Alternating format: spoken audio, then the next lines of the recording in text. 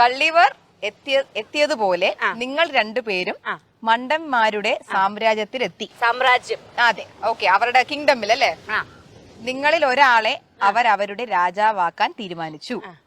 പാർട്ട്ണർക്ക് രാജാവാകാനുള്ള യോഗ്യത പറഞ്ഞ് കിരീടധാരണം നടത്താനുള്ള സമയമാണിത്. ഓക്കെ, അപ്പൊ ആദ്യം നമുക്ക് കിരീടം കൊടുക്കാം. ഇപ്പൊ മനസ്സിലായില്ലേ?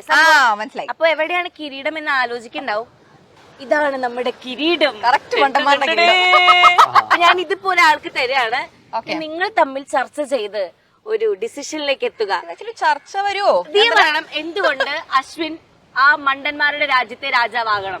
ആകെ ഒറ്റ ഉത്തരേ ഉള്ളൂ, അവ എന്നെ സ്നേഹിച്ചു. അതന്നെ ഏറ്റവും വലിയ മണ്ടത്തരം. അതിനാണെങ്കിൽ ഓക്കെ, ഞാൻ വാങ്ങാല്ല. പൊതുവേ മണ്ടത്തരമാണെന്നുണ്ടെങ്കിൽ ഒരു കുഞ്ഞു കാര്യം പോലും മണ്ടത്തരം കാണിക്കാൻ ഞാനാണ്. അപ്പൊ ഇവൻ ഞാൻ മണ്ടത്തരം കാണിച്ചു കഴിയുമ്പോ പോട് സാർ, ആരും കണ്ടില്ല എന്നും പറഞ്ഞ് എന്നെ ആശ്വസിപ്പിക്കുന്ന ആളാണ്. അപ്പൊ മണ്ടത്തരം വെച്ച് നോക്കിയാ പുള്ളിക്കാരന് പറയാനായിട്ട് പോലും മണ്ടത്തരം ഇല്ല. പക്ഷെ എന്തേലൊക്കെ പറയണെങ്കിൽ ഇത് പറയുള്ളൂ. അശ്വിനോട് ചോദിക്കാണ്, രാജ്യത്തെ രാജാവാകാൻ പോകുന്നത് എന്തുകൊണ്ട്? ഒരു റീസൺ പറഞ്ഞ അശ്വിൻ കേക്കട്ടെ. അല്ല, ഞാനത് ഇതിനു വേണ്ടി പറയുന്നില്ല. പുള്ളിക്കാരി സത്യം പറഞ്ഞാൽ ഒന്നും അറിഞ്ഞൂടാ എന്നൊക്കെ ഇങ്ങനെയൊക്കെ പറയും. പക്ഷെ ഭയങ്കര ബ്രില്യന്റ്. അല്ല, അത് ചില ഈ ടെക്നിക്കൽ സാധനമായാലും ശരി, പുള്ളിക്കാരി കുറെ ഐഡിയാസ് ഉണ്ട്.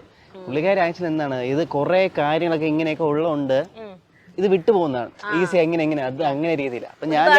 അപ്പൊ ഞാൻ ജസ്റ്റ് ചുമ്മാ പറയും, അയ്യോടാ നിന്നെ എല്ലാരും പറ്റിക്കുന്നതാ, നിന്നെ എല്ലാ കാറ് വരെ നിന്നെ പറ്റിക്കുന്നതാ. ചിലപ്പോ താക്കോലൊന്നും ഇല്ലാതെ ചിലപ്പോ സ്റ്റാർട്ട് ചെയ്ത് കളയും.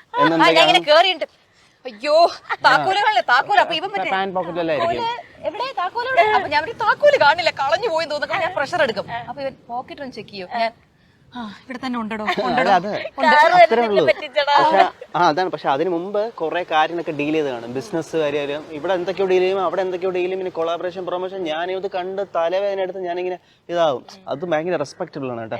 ആ ബിസിനസ് എങ്ങനെ നടത്തിക്കൊണ്ട് പോകണമെന്ന് എനിക്കറിയത്തില്ല. പുള്ളിക്കാരെല്ലാം ഇവിടെയാണ് ഇങ്ങനെയാണ് ചെയ്യുന്നത്. എല്ലാം ഫിംഗർ ടിപ്സിൽ വെച്ചേക്കുന്നത്. സോ അത് കാരണം പുള്ളിക്കാരുടെ സാധനം എനിക്ക് ചെയ്യാൻ പറ്റത്തില്ല.